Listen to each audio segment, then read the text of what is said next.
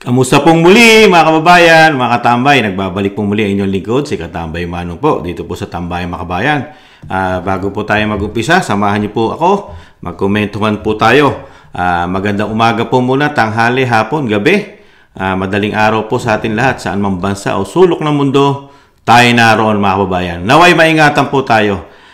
Ito po, komentuhan po natin, pag-usapan po natin ito pong walang kamatayan mga katambay, binabalik na naman po nila. Siyempre po, sinasabi nga po natin, kailangan po nila i-dribble ang issue, lalo po sa natutuklasan ng mga Pilipino, about po sa kaperahan ng ating bansa, ng ating mga tax.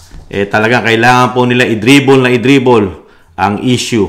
Ngayon po, ang dating Pangulong Duterte naman, ang kailangan nila i-dribble. At gamit na gamit po, itong si Matubato naman po ngayon mga katambay. Si Matubato, nagbabalik na naman, sumisikat na naman. At syempre po, ang Vice President, ang ini-issue naman po nila ngayon ay ang NBI naman mga katambay, ang NBI.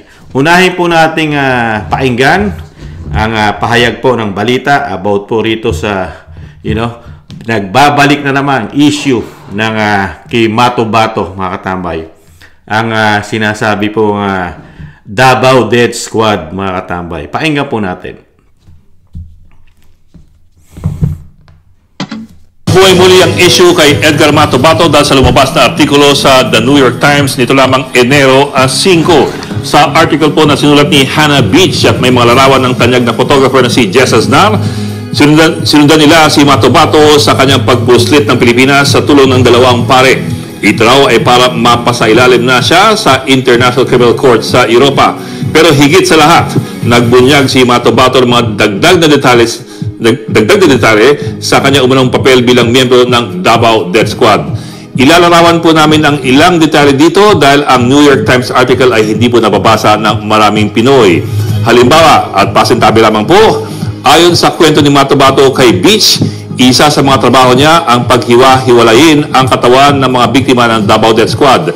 Liban sa tatanggalin ang ulo, kamay at paa, tatanggalin pa raw ang mga laman ng tao at saka isisilid ang ulo sa loob ng katawan. Dagdag pa niya, tinatanggal niya ang mga tainga na walang totoong dahilan. Pero pag nagsimula na raw siya, dire-diretso na. Pasintabi rin po sa susunod na detalye, sinabi daw ni Matubato kay Beach at isa pang DDS, nagsabi rin kay Beach, na minsan nilang tinikman ang isa sa kanilang biktima. They grilled and ate the flesh, each bite tightening the bond between the hitmen. Lahat daw ng ito, ikinahihiya at nagsisisihan ni Matubato ngayon. Hindi raw siya humihingi ng patawad o ng immunity, handa raw siyang parusahan, basta't maparusahan din daw ang nag-utos sa kanila. At yan, ayon kay Matubato, ay si dating Davao Mayor Rodrigo Duterte. Sa umpisa raw, inisip nila na mabuti ang kanilang ginagawa na patayin ang mga umano'y salot ng lipunan. Pero kalaunan daw, nasama na rin sa hit list ang mga kalaban sa negosyo at sa politika. Ayon kay Beach, nag-counter-check daw siya ng mga detalye ng kwento ni Matubato sa ibang mga umaming DDS members at tugma raw karamihan ng mga detalye. Unang lumitaw si Matubato taong 2014 nang humingi siya ng tulong sa Commission on Human Rights. Kalaunan, ginawa po siyang testigo ni dating Senadora Laila de Lima sa investigasyon sa mga EJK ng Senate Committee on Justice noong 2016 kung saan chairman dati si de Lima. Pero pinabulaanan ng ilan sa mga pinangalanan niyang DDS members ang kanyang pahayag at kasama sa mga kumontra sa kanyang Senate testimony ang dating Davao policeman na si Arturo Las Cañas. Pero matapos ang ilang buwan, bumaliktad din si Las Cañas at kinumpirma ang mga sinasabi ni Matubato. Katunayan, si Las Cañas pa raw ang naging handler ni Matubato sa umano'y Davao Death Squad.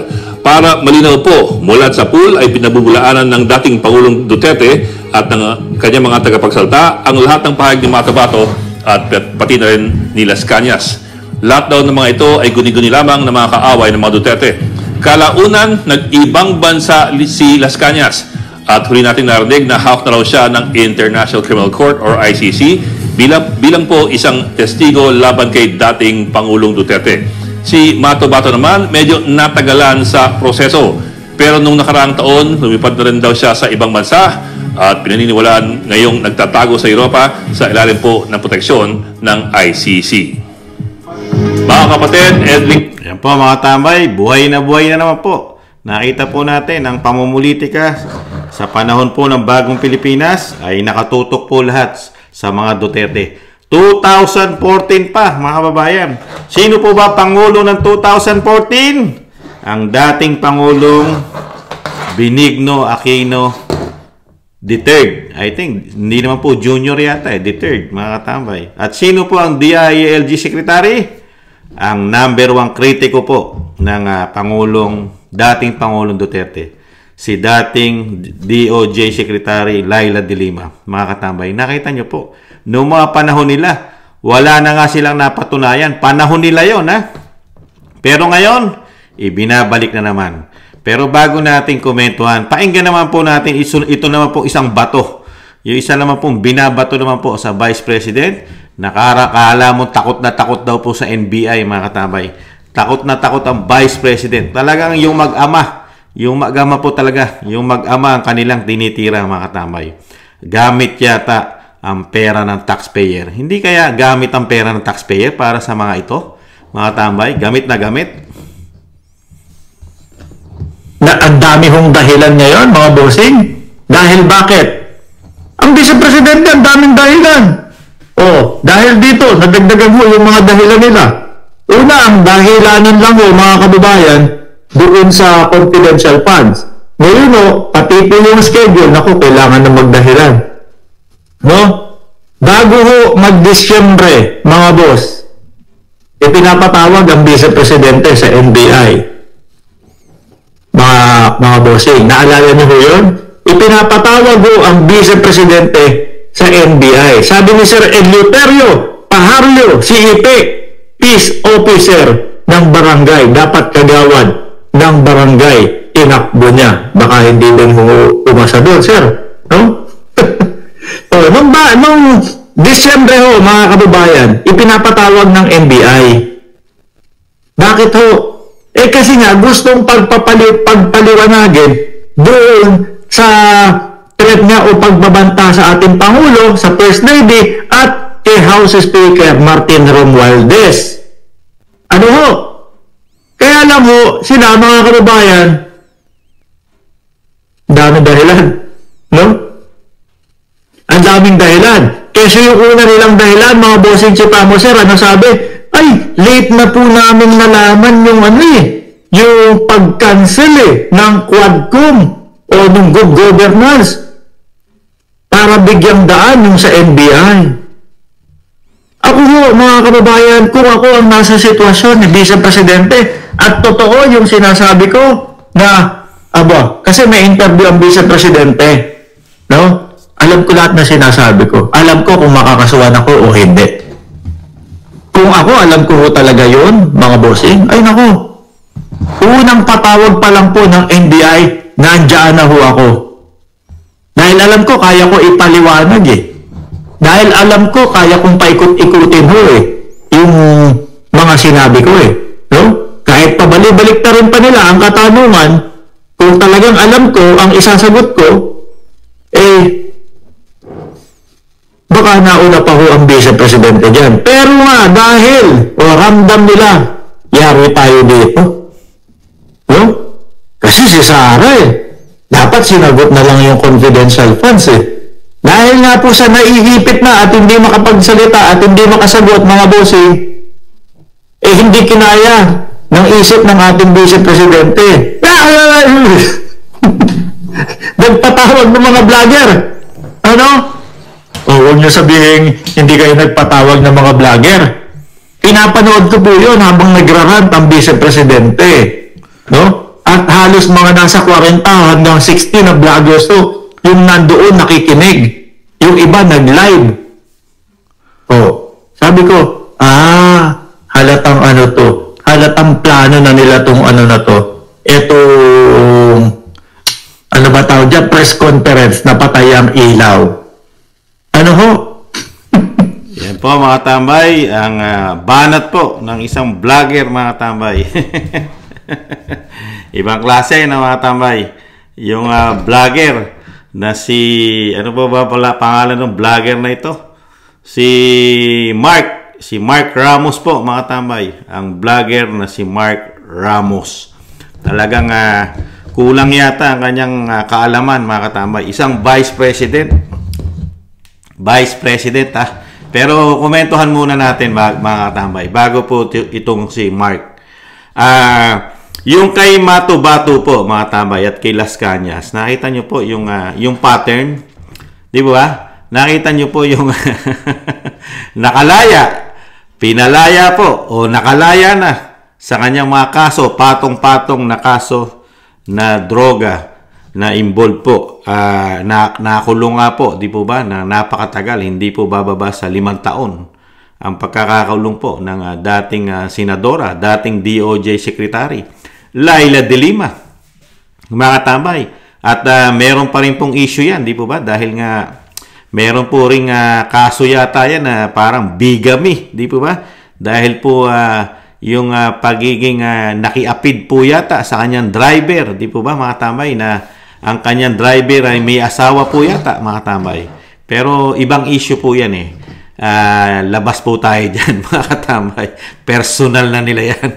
Di ba? Pero sinasabi nga, mga tambay, nakita po natin, pati po mga kaparian, pati po mga kaparian ang tumutulong dito po, tumulong po para po makatakas ang Matu-Batu o Las Cañas, mga tambay. Nasa ibang bansa na at talagang nahando na raw po sa Europa, mga tambay, at gagawin pong malaking testigo dito po sa ICC yata, mga katambay. Ibang klase, no?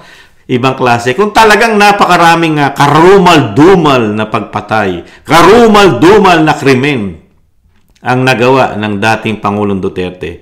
Sa tingin nyo, tatagal pa yan ng 2025? 2014, sila ang may kapangyarihan. Napakakapangyarihan nila noong mga panahon na yon. Di po ba? Nasa kanila lahat ang asset ng gobyerno. DOJ Secretary ka. Hawak mo ang NBI, ang mga kapulisan, di po ba? Ang DILG, di ba? PIDEA. Wala kang nagawa. Hindi mo na resolve yung sinasabing isang damukal na patayan, isang damukal na krimen, at pinagputol-putol pa ang mga katawan. At may time pa raw na iniihaw pa, mga katambay. Mukhang kinakain pa yata, ibang klase. Kung totoo po yan, bakit nakatakas yan? Bakit nakalaya yan? Bakit pinatakas yan? Kung ganyan katindi ang ginawang krimen yan. Dapat nakakulong po yan. Di po ba? Bakit nasa Europa na ngayon? Dahil ginagamit lang po nila ito. Ginagamit lang para sa pamumulitika, demolition job, mga katambay. Demolition job. Alam na po natin, dahil ito po lumang tugtugi na po nila ito. Hindi na nga ito umubra nung panahon po nila, nung panahon po ni Pinoy, na siya ang DOJ Secretary, ang dating DOJ Secretary De Lima. Hindi na nga nag-ubra yan eh. Tapos ngayon pa, sa bagay, alam naman natin ang layunin po nila. Talagang nahandito na po nga, nagsama-sama na nga, di po ba? Nagsama-sama na silang lahat. Ayon na mismo sa Vice President. Pati makakaliwang grupo. Pati pala mga kaparian. Kasama na rin yata sa pagpapabagsak sa mga Duterte, mga tambay. Pati mga kaparian. Ibang klase. Hindi naman siguro lahat, mga tambay. Hindi naman lahat. Yung mga kaparian yata na sumusuporta yata sa CPP, NPA, NDF, mga tambay. At sa mga makabayang black. Baka sila. Hindi naman lahat. Kaya nakakalungkot lang po ang nangyayari sa ating bansa. Imbis na ang serbisyo na ibigay sa mga Pilipino, yung kahirapan ng bansa, yung kahirapan na napakataas ng mga bilihin, mga bayarin natin, napakalalaki na. Grabe, pero ang ating kinikita ay ganun pa rin, hindi lumalaki. Pero halos lahat, wala po silang pagtugon. Dinadala lang tayo sa ganito. Magtatatlong taon na, puro pamumulitika lang inatupag. Pinasusweldo natin, may kasama pa yatang mga malalaking korupsyon. Ganito lang ang tinatrabaho sa atin. Tayo nagpapasweldo sa kanila, pero ito lang ang trabaho makikita mo sa kanila. Puro pamumulitika. Pinasusweldo mo para magtrabaho sa bansa, para itaguyod lahat ng problema, kahirapan ay maresolba man lang, trabaho, makapagbigay sa mga Pilipino, sa atin. Pero, hindi ganun ang layunin mga kababayan. Ibang klase. Talagang grabe ang pamumulitika.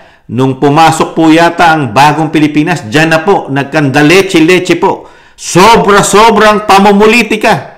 Mga katambay, ibang klase. Isang pamilya lang po ang kanilang pilit pinababagsak yata. Dahil, hindi po kasi sila mananalo rito, mga katambay. Kaya nga sinasabi natin, mga kababayan, yung ginagawa po nilang ito, yung mga isinuka na ng taong bayan, sila naman ngayon ang bidang-bida sa bagong Pilipinas yata. Mga na-shoot na po ito sa mga inidoro Shoot sa mga inidoro po ito. Ngayon, napagkikita po at sila po makakasama ngayon. Di po ba? At lahat na po ginagawa, mga tamay. Nagbabali ka na po. Di po ba? Pati po ang issue. May issue na rin po na pati po ang ABS-CBN ay pumuputok na rin po. Meron po mga congressman na gusto pong ibalik sila sa istasyon, mga tamay. Bigyan muli ng prangkisa. Di po ba? Ganyan po talaga Dahil lahat po yata ng oligarko sa bansa ay magkakasama na po yata at magkakaalyado, mga katabay. Politiko, oligarko, makakaliwang grupo, media, at yung mga napakaraming nababayaran daw po sa social media. Talagang ganyan po, mga kababayan. Kaya nga sinasabi nga po natin, wala pong patutunguhan ito. Huwag lang po ito ipopolitika at talagang magiging one-sided lang po ang desisyon kasi wala naman pong pinapail na kaso Dinadala nilang pilit sa International Criminal Court. Pero sa bansang Pilipinas, ayaw nila magsampa ng ganitong karumal-dumal na krimen. Kaso, isang damukal daw ang pinagpapatay pero walang kaso sinasampa sa ating bansa. Anong klaseng bintang yan? Pinagbintangan mo na napakaraming ginawang krimen. Wala ka man lang isinampang isang damukal na kaso sa ating korte. Anong klase yan? Ginagawa na lang pong bobo tanga mga Pilipino. Hindi na nga po umubra yan Nung panahon po nila, panahon po ni Pinoy, hindi po umubra yan. Hindi na nga umubra yan, issue na yan. Ngayon, ibinabalik na naman nila yung issue na yan. Sa tingin nyo, uubra na naman yan? Tapos, ang natutuklasan ng mga Pilipino, pag-uubrahin nyo yan na hindi na nga umubra, ang nakikita ng mga Pilipino, puro laganap na korupsyon. Di umano, di po ba? Puro kaperahan, pondo, di po ba? Paglipat ng mga pera kay lalaki, pati ginto, di po ba? Mga proyekto na inaanod lang ng hangin at ng tubig. Nakakatambay. Ibang klase, no? Ibang klase. Kaya dito, talagang uubusin yata ang taxpayer. Uubusin yata ang pera ng taxpayer sa pamumulitika. Nagtatanong lang po inyong lingkod. At ito po, isunod na po natin itong si kay Vice President Sara Duterte, mga tambay. Itong si Mark Ramos, ibang klase, no? Yung NBI pa, kakatakutan ng isang Vice President. Hiyang-hiya naman kami sa iyo, Mark Ramos. Isang Vice President, isang abogado, kung talagang sinasabi ng NBI na meron itong kasalanan at kailangan imbestigahan, bakit? Hindi ba po pwede? Trabaho ng NBI mag-imbestiga. Puntahan nila ang Vice President sa Office of the Vice President. Doon nila tanungin. Trabaho nila yan mag-imbestiga. Kung talagang malaki ang sinasabi mo na hawak na ebidensya, nasaan ang investigasyon? Nasaan? Hindi pa nga sila nag-iimbestiga. Ano sila? Mga hari. Isang Vice President, halal ng bayan. Ibang klase kayo. Mahigit 32 million. May trabaho siya. At yung ginawa niya na sinasabi mo, yung pagbabanta sa buhay ng Pangulo at ng First Lady at ng Speaker, yun proteksyon niya yon sa kanyang sarili. At siya, alam niya na wala siyang nilabag na batas doon dahil siya isang abogado. Ano ba sabi niya ron? Kisa siya unang mamatay Di po ba? At kung siya'y mamamatay, ay gusto niya rin makaganti doon sa pumatay sa kanya. Kung mamamatay siya, patay na ba siya? Di ba? Kung hindi siya mamamatay, walang mamamatay na Pangulo, walang mamamatay na First Lady, at walang mamamatay na Speaker. Proteksyon niya yon dahil nga may nagbabanta sa kanyang buhay. Dahil nga halos ang buong pamilya niya pinopolitika. Di ba? Political motivated, political harassment, demolition job ang ginagawa sa pamilya niya. May banta. Lalo sa politika, alam naman natin sa ating bansa, pagdating sa politika, kahit buhay mo, ibubuwis mo para dito sa mga sakim, para dito sa mga sakim sa kapangyarihan, sakim sa kayamanan. Di ba? Mga sakim eh. Kaya, yung ginawa ng Vice President, kahit yung mismong NBI, yung NBI director nila, abogado yon. Abogado ang Vice President. At yung sinasabi mong impeachment at yung confidential fund, hindi ka ba nakikinig ng mga balita? Nag-release na ang COA. Ang COA mismo, nakapag-comply lahat ang Office of the Vice President sa kanyang mga gastos, pati ang confidential fund. Kaya nga, hirap nga kayo na bigyan ng impeachment. Di po ba? Kung talagang corrupt ang isang Vice President, isang impeachment lang, tapos na kayo. Bakit ginagawa nyo pang 2? Ginagawa nyo pang 4? Ginagawa nyo pang 5? Baka susunod yan, 5 na. Inabot na eh. Meron na pang 4 daw eh. 1, 2, 3, 4. Di po ba? Dahil nga, wala kayong mapiga. Dinadaan nyo na lang sa media mileage para po masira ang kredibilidad ng isang Sara Duterte. Di po ba? Dahil nga, hindi naman kasi kayo mananalo. Di po ba? Pagdating sa politika, paano kayo mananalo? Di ba? Sa politika. Sa isang Vice President at sa mga Duterte. Ano ba mga pinaggagawa ninyo? Ano ba ginawa nyo sa loob ng 3 taon para talunin nyo ang isang Vice President at ang isang dating Pangulong Duterte? Ano ay pagyayabang nyo sa mga Pilipino ng 3 taon? Pamumuliti ka? Yan ba ang legacy? 3 taon binakbakan ng mga Duterte? Yan ba ipagmamalaki nyo sa mga Pilipino para kayo pagkatiwalaan at muling iboto? Mga kababayan, sa totoo lang, sa darating na 2020, sa darating na halalan, 2025 na tayo eh. Sa darating na halalan, napakarami po ang hindi makakabalik dito po sa sumusuporta sa bagong Pilipinas. Magiging marami po, napakarami. Dahil ang galit ng mga Pilipino, ginawa lang po tayong mga tangat, mga gago ng mga nanunungkulan po yata sa atin. Bine-brainwash ang mga utak natin na magaganda ang kanilang ginawa sa ating bansa. 3 taong pamumulitika sa mga Duterte. Ginagawa tayong bobo. Isang damukal na pera ang ating ipinopondo. Nakakautang pa tayo. At lumobo ang ating utang. Hindi na bababa sa 16 trillion mahigit. Ang ating utang na wala naman tayong mga proyektong malalaki.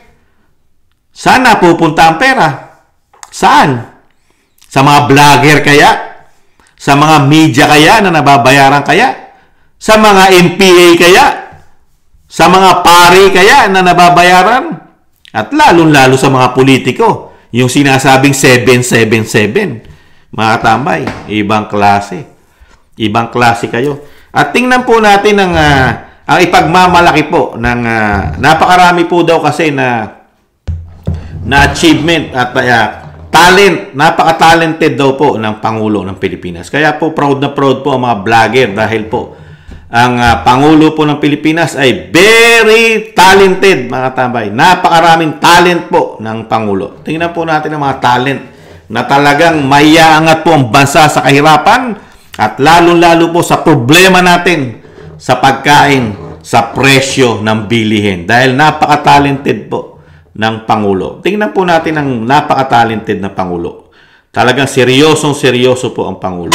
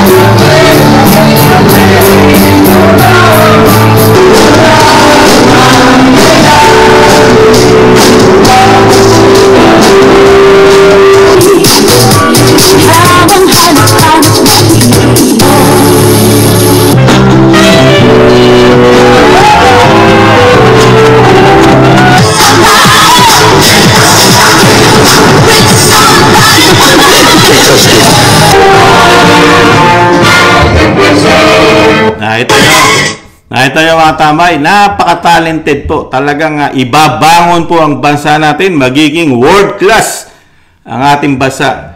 Dito po sa mga pinagtatanggol at talagang mahal na mga vlogger ang Pangulo dahil nga ang Pangulo ay gagawin pong world class ang ating bansa. Di po ba? Talagang bilib na bilib po sila sa ating Pangulo. Nakita po natin pagdating po sa mga magagandang party, selebrasyon, mga sinasabing pangmayaman lamang, ay dyan po yata natin maasahan ang ating Pangulo mga tambay. Sa napakasarap na pamumuhay, party-party, kasiyahan mga tambay. At syempre po, maipagmamalaki rin po natin ang Pangulo dahil kinilala po ang Pangulo sa buong mundo mga tambay. Napag-usapan din po ang Pangulo mga tambay. Ito po, pakinggan po natin ang Pangulo dahil pinag-usapan po. Ito po, ano po ba yung ito, tingnan po natin yung sa Pangulo. Ito po, sumikat po ang Pangulo mga tambay. Pati po ang kanyang mga pagbibiyahe ay talagang pinag-usapan po sa buong mundo. Ang sikat na sikat po. Ito po. Ano na? Naging trending topic na naman si Pangulong Bongbong Marcos Lumabas kasi ang pangalan ni Marcos bilang sagot sa sikat na US game show na Jeopardy. Ang clue na ginamit ng programa ay isang bansa daw na may presidente na may maraming biyahe abroad. Nabansagan pa nga daw siyang Ferdinand Magellan Jr. dahil sa dalas ng mga ito. Sa 3 contestants, isa lang ang nakakuha ng tamang sagot. What did you come up with? What are the Philippines? That is correct. Ferdinand Marcos Jr., also known as Bongbong, and hindi rin ito ang unang beses na na-feature ang isang Marcos sa naturang game show. June 2022 nang naging sagot si dating Pangulong Ferdinand E. Marcos Sr. na ama ni Bongbong Marcos. Ang tanong naman noon ay sino raw ang presidente ng Pilipinas na tumakas papuntang Hawaii noong 1986, dala-dala ang $7 million. who is Marcos? Yes, Ferdinand Marcos. Samantala, naging laman ng mga balita ang mga naging biyahe ni Pangulong Marcos Jr. na hanggang ngayon ay hindi pa rin alam ng publiko kung magkano ang ginastos. Depensa naman dito ni Marcos Jr. ay mas importanteng tingnan daw ang mga investments na nakukuha sa mga biyaheng ito. Pero hindi ba ay may karapatan tayo na malaman kung magkano ang ginastos para sa mga biyahe na ito? Tutal, pera naman natin yan, di ba? O yan mga katambay, nakita nyo po, sikat po ang ating Pangulong Marcos sa ibang bansa mga katambay. Lalo po sa kaperahan, sa sobrang biyahe po, napag-usapan pa at nasama pa sa game show na Jeopardy. Ayan po, sikat po sa Amerika yan mga katambay, ibang klase po. Hanga po mga vlogger dyan mga katambay. Pero tingnan naman po natin ang isang dating Pangulong Duterte kung paano naman po siya sumikat sa ibang bansa. Paano po siya sumikat? Pakinggan po natin ang pagsikat niya kung anong klase siyang presidente, mga katambay. Tingnan po natin ito.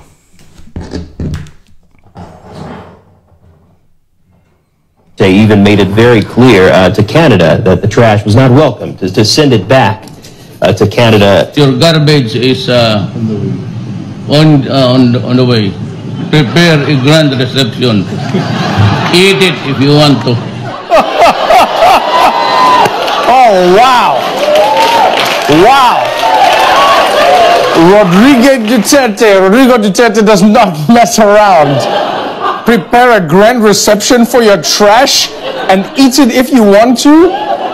It's a slam, but it's such a weirdly formal way to tell someone to shove it up their ass. Like, no, like I'd love to hear Duterte deliver a yo mama joke. It's just like, your mother has overindulged so much that the government recently bestowed a President of the Philippines, Rodrigo Duterte, even made it very clear to Canada that the trash was not welcome. Diba, nakita niyo po mga tambay, napag-usapan po yan dahil nung pag-upo pa lang niya, natuklasan niya na napakarami po isinend ng cargo po mga tambay, container po, napakarami pong isinend po sa bansa natin na mga basura galing ng Canada. Di po ba?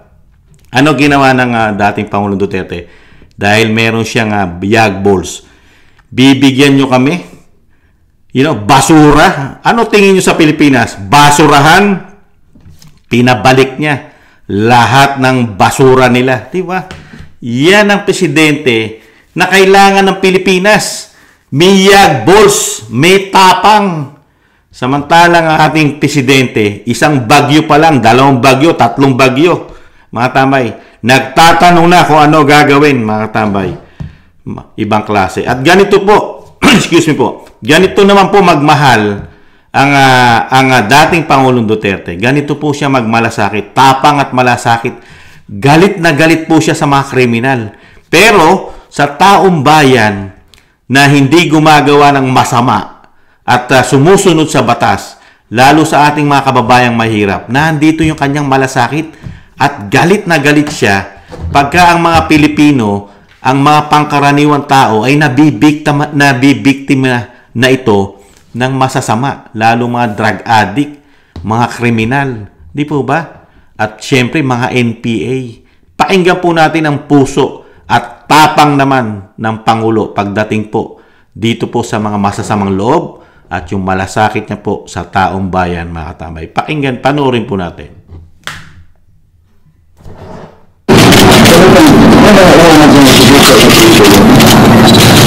Kung Pangulo, hindi pinapunong kita.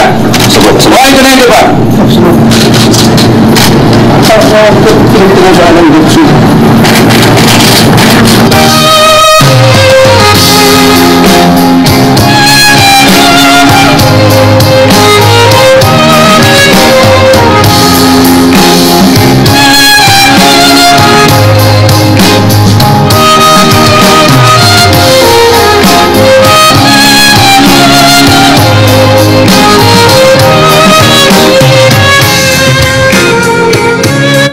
Nakita po natin, grabe yung galit niya, lalo sa mga kriminal, gumagawa ng masama. Galit siya riyan sa mga kriminal, lalo na pagka inaabuso na po, nadadamay na po mga pangkaraniwang tao. Nandiyan po yung puso niya. Nagdurugo ang puso ng dating Pangulong Duterte sa mga nabibiktima po nito. Pero nahandun pa rin po yung kanyang talagang pagiging makabayan, pagmamahal sa kapwa-tao, lalo sa mahihirap. Hindi po kasi siya oligarko, mga tambay. Hindi siya talagang yung sinasabi po natin, nakikita po natin ngayon, na nagkampi-kampi na ang mga oligarko yata, makakaliwang grupo. Lahat na halos, mga politikong korap yata, nagsama-sama na, pati media, pati mga bayaran yata sa social media, mga kabayan, nagsama-sama na. Noong panahon ni dating Pangulong Duterte, siya ang pilit pinababagsak ng mga ito. Pero ngayon, sila naman ang pilit pinababagsak. Kasama na yata pati mga drug lord sa pagpapabagsak po yata sa kanila, mga kababayan. Ibang klase, no? Ibang-iba makikita mo sa leader. Yung dating leader, hindi mo makikitaan ng sobra-sobrang party, enjoyment sa buhay. Nagtatrabaho, tinatrabaho niya ang problema ng bansa. Pero sa ngayon po, ano po natutuklasan po natin? Sobra-sobrang party. Di po ba? Concert. Ano po mga tinatrabaho? Duterte. Yan ang tatrabahuhin natin. Tapos wala malalaking proyekto. ang karamihan pong natatapos yung mga naiwang proyekto pa ni dating Pangulong Duterte. Di ba? Walang malalaki. Ang natutuklasan natin, mga kaperahan natin. Ang mga kaperahan ng mga Pilipino. Hindi malaman at hindi maipaliwanag. Di ba? Dahil mismo pati ang dating Pangulong Duterte, di ba? Napakaraming pinasabog dyan. Mga estapa, di ba? PhilHealth, GSIS, SSS, at marami pang iba. Pati ginto, di ba? Pati yung ating pinasok ng Maharlika Investment Fund.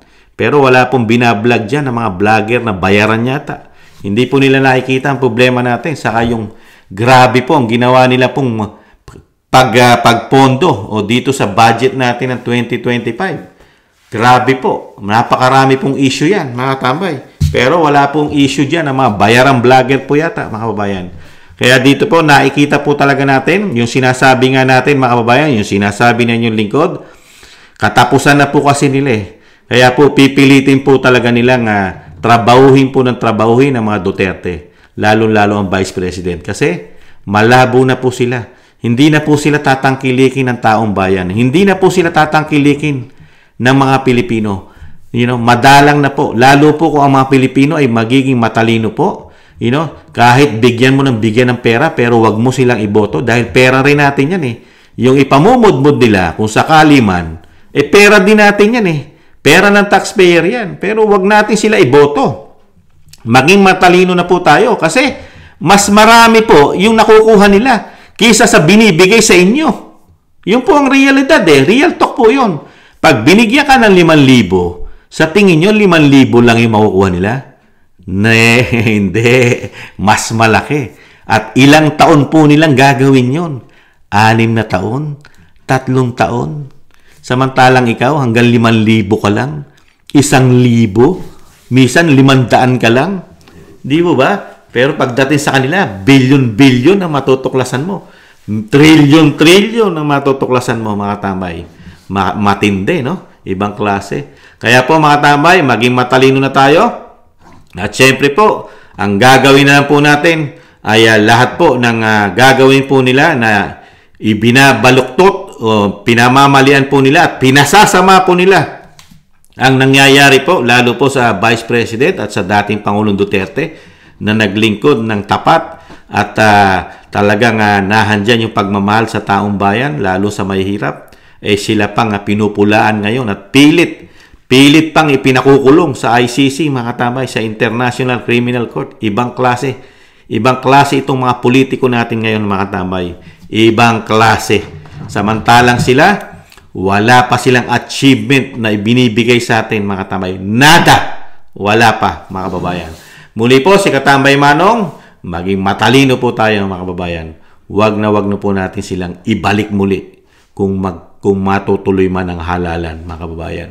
Maraming salamat po sa nagusto po ng ating maliit na channel, Tambayang Makabayan, sa YouTube at TikTok. At ganoon din po sa mga nagla-like, share, comment, and subscribe. Maraming salamat po, mga kababayan. Sa muli, ingatan nawa po tayo, mga kababayan. Paalam, sa muli. Bye-bye!